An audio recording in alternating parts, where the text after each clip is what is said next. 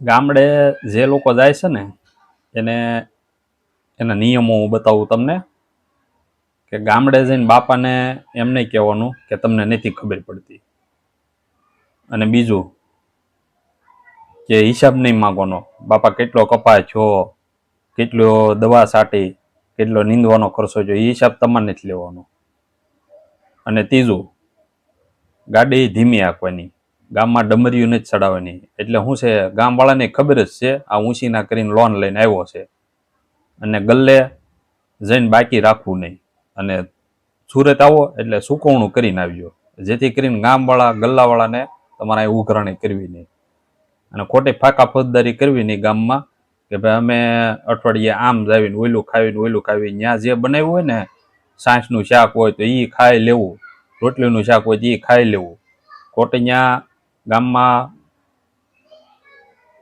દોડવાનું નહીં ખોટું, અને કોઈને સલાહ દેવાની નહીં, કેમ કે એ લોકોને ખબર પડે છે બધી. અને મોટી ગાડી લઈને આવ્યો હોય તો ખૂણામાં મૂકવી, જેથી કરીને ગામના ગાડા ટ્રેક્ટર નિરાતે નીકળી જાય. એટલે હું ગામવાળાને ખબર જ છે ભાઈ તમારી પાસે મોટી ગાડી છે એટલે શેરી વચ્ચે ન મૂકવી. આ બધા અઘરા નિયમો છે એ બધા પાળજો.